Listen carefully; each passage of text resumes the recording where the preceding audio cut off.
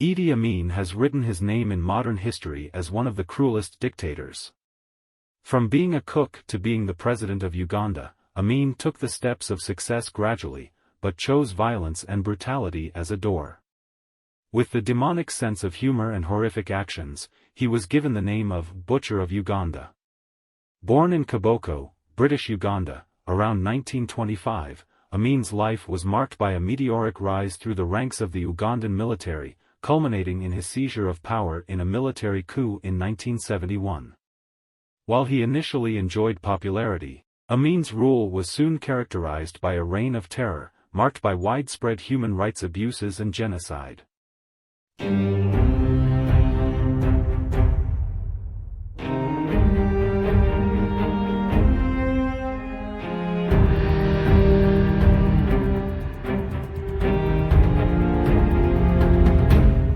Idi Amin was born to a Kakwa father and a Lugbara mother, two ethnic groups in Uganda. He received limited formal education, only completing 4 years of an Islamic school named Bombo. His early life was marked by a blend of tradition, family, and poverty, which provided little indication of the horrors he would later perpetrate. During 4th grade, he left the school and started joining odd jobs. He was not educated and intelligent, but his cunning mind led him to be successful in his future. After doing many odd jobs, in 1946, he finally became a cook at British King's African Rifles, in exchange of which he received the military training till 1947. His impressive physical stature, standing at 6 feet 4 inches, earned him the nickname Big Daddy during his army days. From 1947 to 1949, he served as a private, in Gilgil, Kenya colony at 21st KAR Infantry Battalion. Later, from 1952 to 1956, he stood with Britain as a rival to Mau Mau revolt in Kenya. Soon, in 1959, Amin rose to the Effendi Class II, which basically means a warrant officer. It was the highest position an African could get in British military. He was swiftly rising in power. Later, when he returned to Uganda, he was positioned as a lieutenant in 1961. His techniques and way of handling things came out of his military-trained mind, which contributed in his sharp-minded reputation among Ugandan people. Not only he was growing professionally, but he was also a man of hobbies. One of such hobby was boxing. During his time in army, he used to do boxing and was famously known as the light heavyweight boxing champion of Uganda. His other hobbies were swimming and rugby. Finally, in 1962, Uganda got independence from British rule. Till then, Amin was the first soldier who got the rank of officer before the independence of Uganda and had close acquaintance with the Prime Minister of Uganda, Milton Obote. Soon after, he was promoted to the position of Chief of Air Force and Army. He served this position from 1966 to 1970. Just after a few years, the smuggling of ivory and gold into Uganda was started through the deal in between the Obote and Amin. These alleged activities were later investigated by Parliament of Uganda. To save himself, Obote introduced a new constitution and forced it on Ugandan people. He destroyed the ceremonial presidency of Kabaka Mutesa II of Uganda and seized the position of the president. He then gave position of colonel and army commander to Amin, who later was directly ordered to attack Mutesa, and Mutesa, who was later forced into an exile to UK. Soon, a dispute between Obote and Amin started seeding. It became serious after some action of Amin, like recruiting people from West Nile region to strengthen the Ugandan army, his support towards West Nile region, and finally, in 1969, his attempt to kill Obote. Obote was then forced to take strict actions, so he ceased the armed forces from Amin and took away his position. Amin later got to know that Obote was planning to arrest him with the allegation of embezzlement of army funds. In result of which, Amin took control over power when Obote was out of the country. On January 25, 1971, Idi Amin staged a military coup that ousted President Milton Obote. His ascent to power initially garnered popular support from various segments of the population, as many Ugandans hoped for a positive change after years of political instability. Amin declared himself as the President of Uganda. He also gave himself the position of Chief of Staff in Uganda Army, Commander-in-Chief of the Armed Forces, and Chief of Air Staff. He also made many changes in the Ugandan constitution. He demoted civil laws lower than to military tribunals. His used to rule by decree, and he made possible the issue of approximately 30 decrees. He made many changes during his rule, like changing the name of Government House to the Command Post, and replacing General Service Unit with State Research Bureau. For some years, SRB was a constant place of torturing and punishment for people who opposed him. While Amin was busy in establishing his foot in Uganda, Obote went to Tanzania for refugee. He was provided a sanctuary by Julius Nyerere, Tanzania president. Later, 20,000 people of Uganda joined Obote and tried to regain Uganda but failed. The real ravaging and fear started when Amin started annihilating people. Soon after seizing power, Amin's rule took a dark turn. His regime was characterized by extreme brutality, state-sanctioned violence, and widespread human rights abuses. Amin's erratic behavior and authoritarian rule led to the persecution of perceived political opponents, intellectuals, and minority groups. Thousands of people, including military personnel, politicians, and civilians, were executed or disappeared during his rule. Once the power was in his hand, he performed mass execution of people in Christian tribes who were supporters of Obote.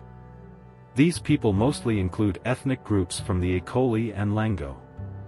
Some 5,000 people from Lango and Akoli were killed and some 10,000 civilians were disappeared at that time. His list of victims just kept rising after that. There is no exact number of people that were killed under his rule.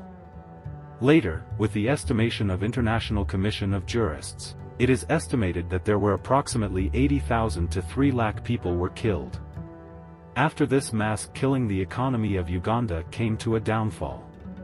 The agriculture, the manufacturing, and the commerce fell down quickly. It is also stated by Henry Kayemba, Ugandan minister, that Amin enjoyed to eat the flesh of his enemies. In his statements, this cannibalism came from Amin's tribal background, where Kakwa tribe practiced blood ritual by slaying their enemies. It was in August 1972, when Asians and Europeans became the victims of his rules. He introduced economic war, where he provided policies in which expropriation of properties of all of the Asians and Europeans was introduced. There were approximately 80,000 Asians from Indian subcontinent that were living in Uganda. In the same month, he declared the elimination of 50,000 Asians who held British passports. He took control over all the assets of Asians and Europeans, and handed their properties to his supporters. This again led to the huge downfall of Ugandan economy. He also killed around 500 people who were Yemeni Hadrami Arab merchants. Later, on June 25, 1976, the Defense Council declared him as President for life. Amin had so much support from the countries like UK, West Germany, and Israel. When in 1960, Obote turned to the socialism, it made the West a little disturbed because of the possibility of the unity of Soviet Union and Uganda. As Amin was a trusted companion of Britain, he received financial and military support from Britain as well as Israel. But these countries backed off when Amin asked for advanced military equipment, and the request was denied. Due to this, Amin turned his request to Libya in 1972. Then leader of Libya, Muammar Gaddafi, asked him to denounce Zionism, a national movement, in exchange of $25 million loan. Amin fulfilled his promise of denouncing Zionism and got an immediate loan from Libyan Ugandan Development Bank. Later, Soviet Union also showed interest in availing military hardware to Uganda in exchange of Amin's support. This proposal was accepted by Amin, and Uganda got supplies of artillery, tanks, missiles, arms and jets. Later, Soviet Union even provided the economic assistance of $12 million to Ugandan government. Amin got every kind of support from different countries and states after that. Amin's erratic behavior extended to international relations. In 1976, he masterminded the infamous Entebbe hostage crisis, during which a group of Palestinian and German terrorists hijacked an Air France plane and held Israeli hostages at Entebbe airport in Uganda. A daring Israeli military operation successfully rescued the hostages but strained international relations and further isolated Amin's regime, in result of which he ordered the killing of many airport personnel and many of Kenyans who were secretly involved with Israel. During his presidency, it is estimated that around 3 lakh civilians were killed, just because they stood against his tyranny. As quickly as he took the steps of success, the more excruciating and gradual was his downfall. With time, most of his troops stood against him. All of his allies took a step back and broke all the relations. Some of his troops fled to Tanzania, and Amin blamed Tanzanian President Julius Nyerere for conspiring against him and attacked Kagera salient in 1978. Nyerere was forced to take action to handle the situation, so 2 weeks later he drove the Ugandan army away with the help of Ugandan people that found refuge in Tanzania. The Tanzanian forces, supported by Ugandan exiles, overran Amin's military and eventually captured Kampala, the capital of Uganda, in April 1979. Amin had to flee from Uganda after the capital was captured. He found refuge in Libya and after some time moved to Saudi Arabia. He never returned to Uganda and never got to fulfill his position of president for life. Most of his people, who were in his support, started hating him, and this became the downfall of all of his success. Later, he turned away from politics and promised to never participate again.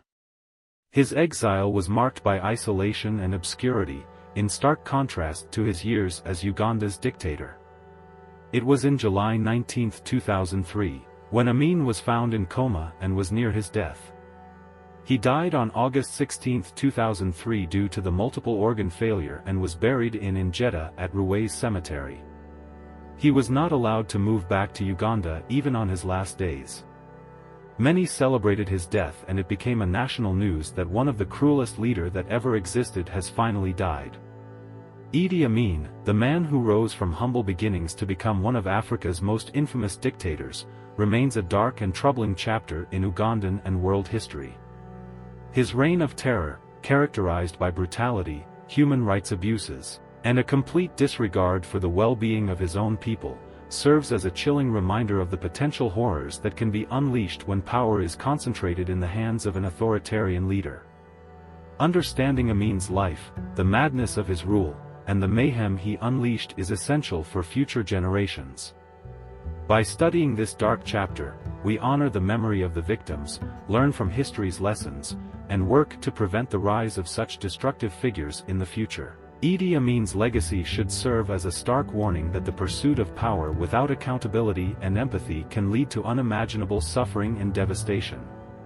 If you liked this video, then subscribe to our channel and do comment below with your view or suggestions so that we can improve our upcoming videos. Thanks for watching.